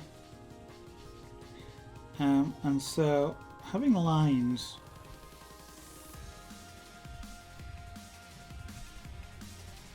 it's kind of like feathers. Feathers have lines on them, so sometimes having lines isn't so much as a problem as it might be. If I was carving somebody's face, you don't necessarily want lines on the face. But here on amber, some lines in certain directions would be acceptable. So all I've just done is delineate that talon a little bit there, so you can now see the edge of the talon.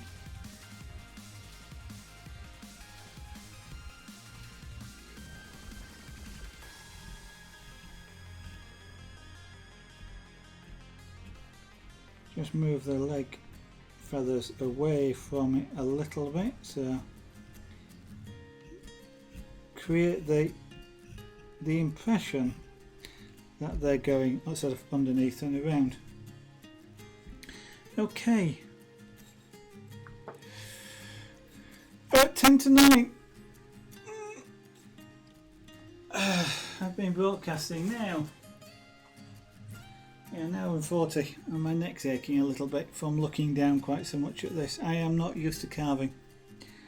This is the first time I've been carving for a long time. So I am going to stop soon. So I'm now a lot more happier with the foot there than I was.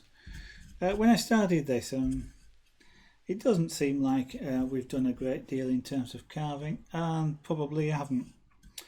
But it's been a year since I last touched amber here, and it's been a year since I last touched a chisel, a carving chisel anyway, and I am gradually sort of relearning, remembering the carving skills, so things will, you know, gradually get a little bit faster. I'm not a high-speed carver by any means. I'm not a high-speed anything by any means. So these perhaps take longer than it might. You know, somebody who's been carving for half their life probably can do something like this in a couple of hours or more. But I've not been carving all my life. Actually, I've only been carving for about 2.5 years in total, and a year of that I haven't carved at all. So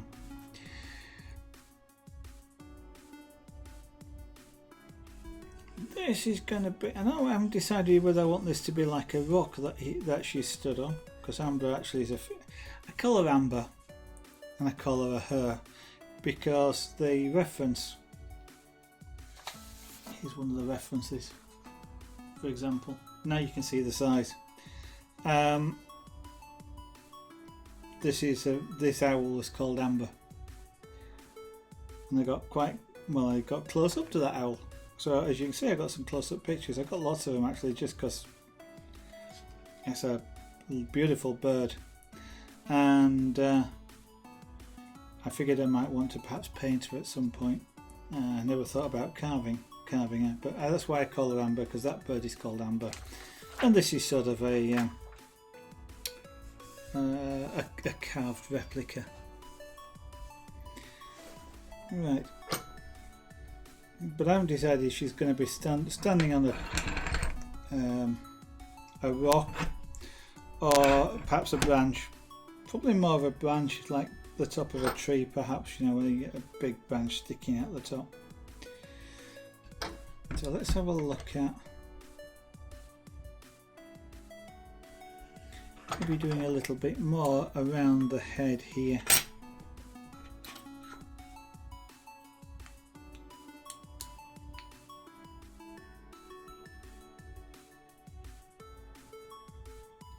Not actually too far off in shape.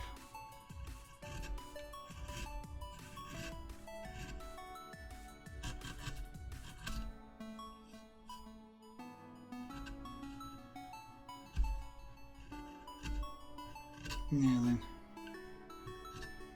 which way is it? That way. Yeah. So what I was just doing there, and what you heard me sort of discuss with myself, was which is the right direction to carve this area of the wood here, and carving it that way was the wrong way. I'm carving it this way, so what's probably happened, when I can almost see the end grain, what's happening is the grain is coming upwards like that. If I cut that way, I'm pushing it off the surface, so I'm cutting this way, which then has all the wood behind it to support it, and I actually slice it nice and cleanly.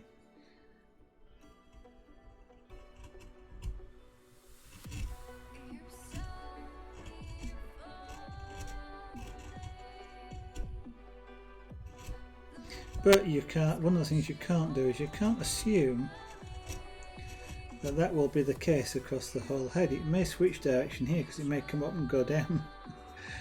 And I've got a feeling it possibly does. Yeah, it does.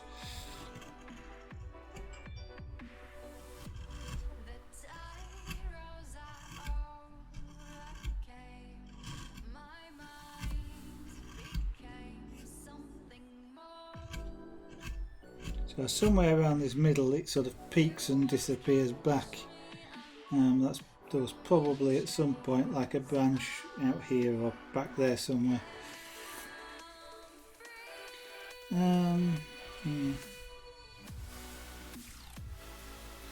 What I'm just trying to do here is just smooth off this transition a little bit. I'm not great here with the look of,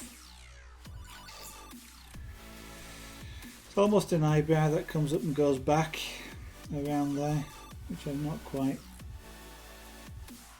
this is too heavy at the moment for that, but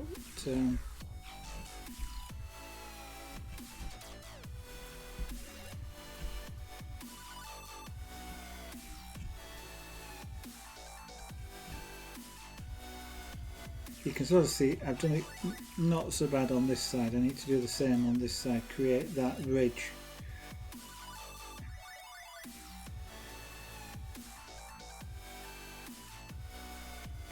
And what it is that there. Now I'm best cutting this downwards.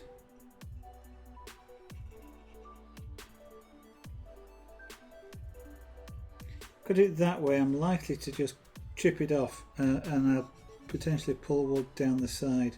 So by cutting it this way, I've got all the wood underneath supporting it, so it actually cuts through the wood.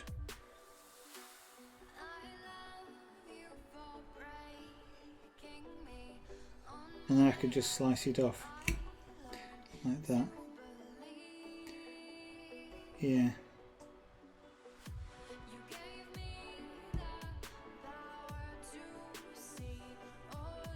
Now normally I switch to using a straight chisel to cut down like that, and the reason I'm not is because I want to cut a curved shape.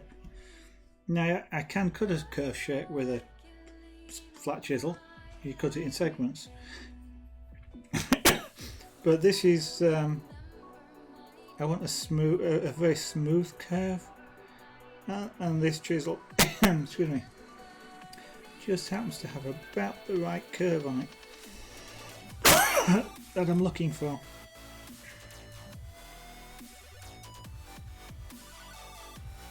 Still cutting it in segments, and if you can imagine, I probably want something slightly shallower than this, to be honest, but I haven't got anything. But this is kind of like putting one ewe next to another ewe and so on.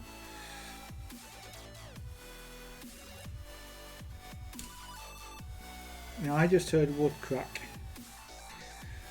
Not a good sound normally. That's the crack is when wood splits. When you're carving, you should not be splitting wood. So when you hear a split, that's bad news.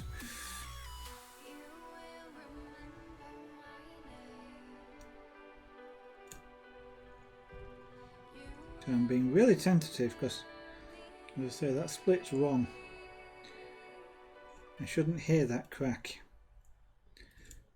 If you cut wood, it sort of crunches, it doesn't crack. So that's sort of, you know, it's not a bullet sound, but you know, that sharp sound of the crack is something that you don't want to hear. It does mean you're doing something wrong.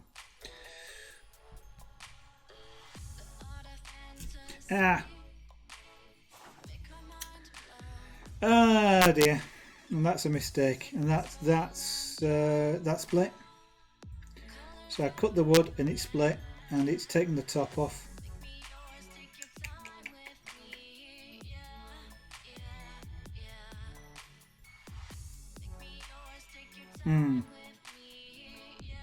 So that's not exactly a disaster. It's not a good sign. It's not good, but we can rescue that, luckily. But so what I'm one of the things I'm doing here. This is what would be called a stop cut. It didn't work. I didn't cut it deep enough, and I am trying to only take shallow cuts because I don't know quite how far I want this to go down. But the purpose of a stop cut is to do what it says, which is stop a cut. And like there, the wood actually split, but because I've created that stop cut down, the split stopped at the cut. So a stop cut is there to stop a split carrying on past where you've created the stop cut.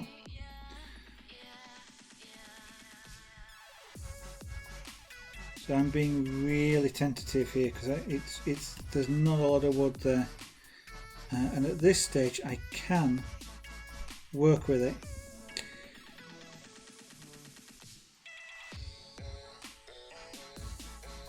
So I can work around that mistake. I can fix the mistake if you want to describe it like that.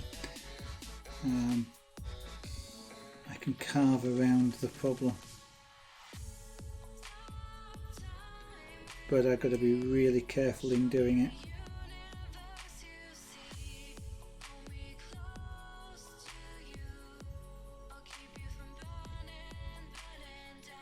I've got the same problem actually as when by the way, when you carve, if you carve off the edge of a wood, you're really likely to split wood away from the edge.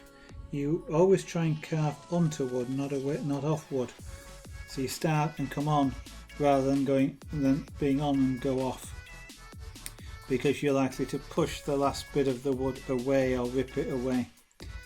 And if you cut coming onto the wood, then as before, there's all the wood supporting it behind, and you cut. You don't rip or tear. But I'm cutting off the wood here, and that's partly dictated by what I'm carving, partly dictated by the grain of the wood.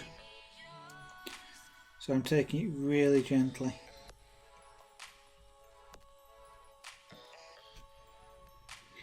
Now I've kind of been lucky, because what I can do is I'm reshaping this, because the way in which the eyebrow goes is it comes up, and it comes up over the top of the head there, and this is kind of, it's a bit like it's wearing a hat almost, but not quite. It is actually almost I was going to say a trademark, but what I meant was a distinctive feature of an eagle owl is the way the eyebrows sort of go up over the top.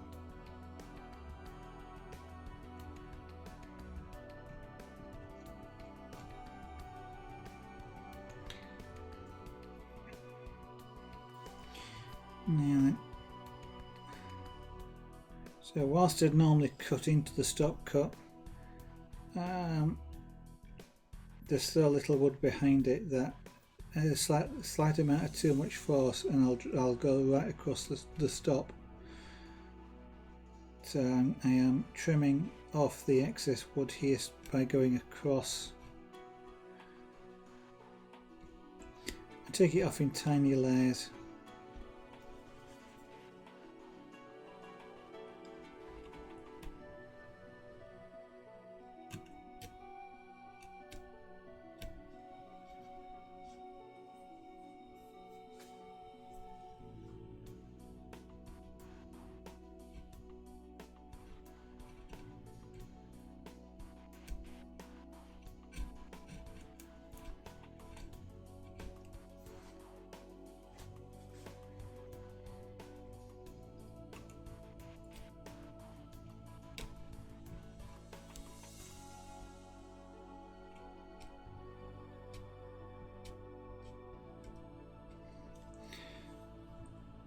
Okay, we've sort of recovered it. This will have, it won't look correct, anatomically correct, from the point of view of the thickness and stuff like that, but it will have that characteristic eyebrow when I've finished, enough that you can sort of see it, and if you recognise an eagle owl from that characteristic, then you ought to be able to recognise it. That's what this is attempting to be.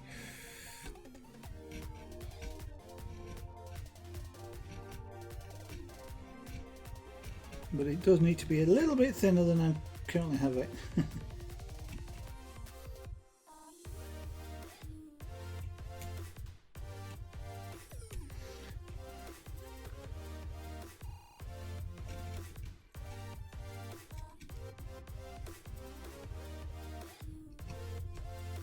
Never pull wood off it. So if you've got a bit of wood sticking out when you're carving, if you have a piece of wood sticking out, cut it off.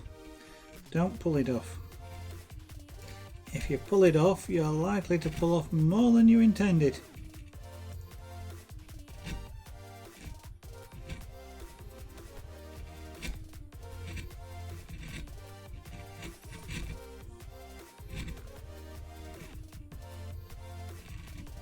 So I've got quite a lot of waste wood sticking up there. I do not want to rip that off. What I want to do is get in there. Actually, I'm getting there with a straight chisel. And I'm going to cut it off carefully.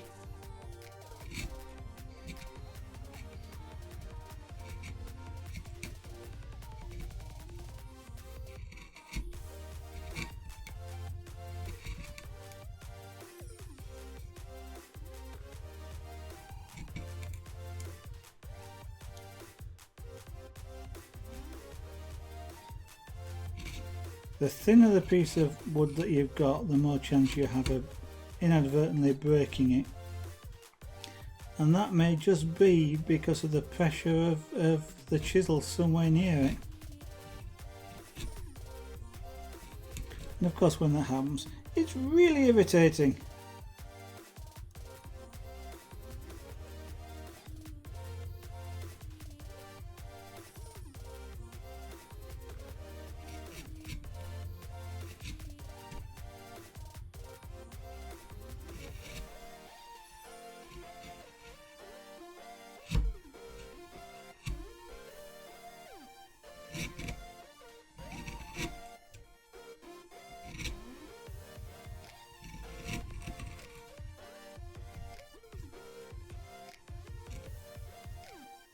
Sorry, I am concentrating on doing this. I do not want to accidentally slip. I'm sure you probably do want me to accidentally slip, but I don't want to accidentally slip and remove some of the wood that I want to stay there. I mean, ultimately, if I do it, then I will just deal with it. But I want that to be my fault.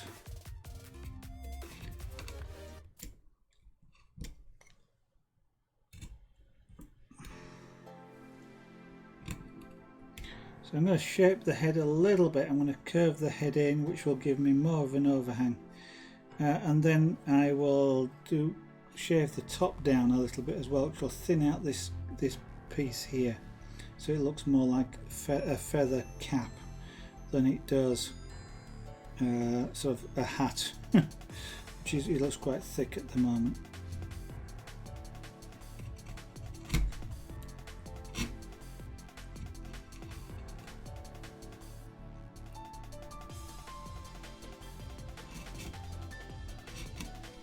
Okay, what I should do at this point is go in there probably with a V-gouge and go straight down.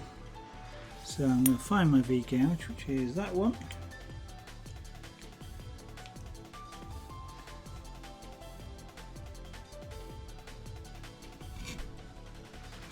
Now the V-gouge cuts on two surfaces at once.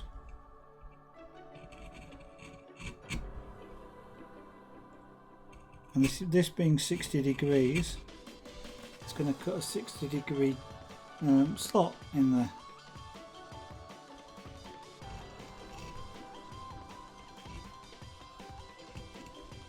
Now I can do that with a flat chisel, but it's kind of like, I've got a tool to do it, so why make it harder?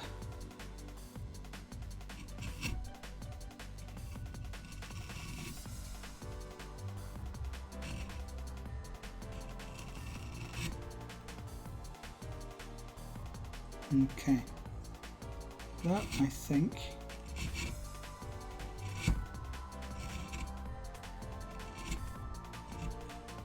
will do for that bit.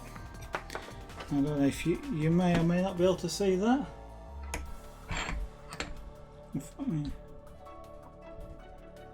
I cannot tilt this that way. I can turn it around and tilt it that way, which in theory means I suppose I can do that, but at some point I'm going to get myself a vise. I think that will go a full dome 180 degrees in any direction I want. But yes, so now I've just covered it in. But I've now created that sort of feather like structure there.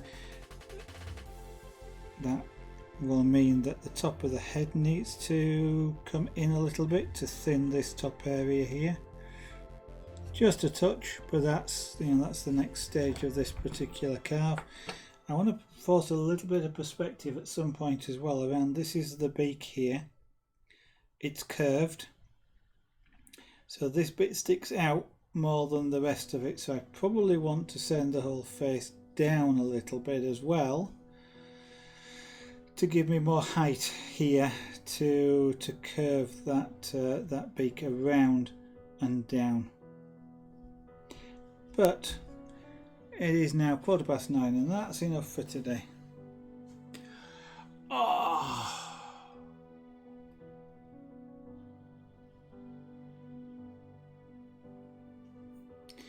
One of the ways around doing getting the neck ache, by the way, is to sit down while you're carving and sit with this in front of you.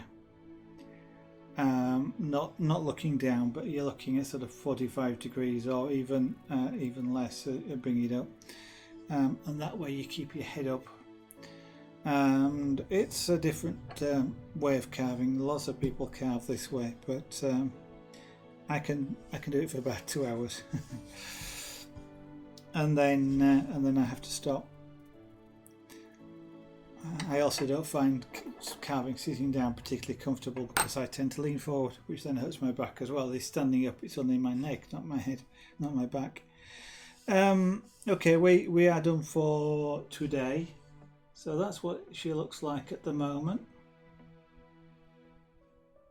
Not doing too bad there. I've tidied up this bottom end, tidied up the tail feathers, tidied up the talons a little bit. There's probably some more to do. But I've got to decide whether this is a rock or a twig branch. If it's a branch, I need to curve it off, which will then mean undercutting some of this a bit. This talon also needs to be smoothed down a bit more, but we'll work on that later. You want to sort the face out. The eyes. It's always the eyes, which you've got to get right. But anyway, thank you everybody that's been watching. I'm going to remind you that if you're not following, I would appreciate it if you would do so. That's if of course you want to follow and would like to come back and see more of Amber being carved and any of the other arts and crafts that we do. And if you would consider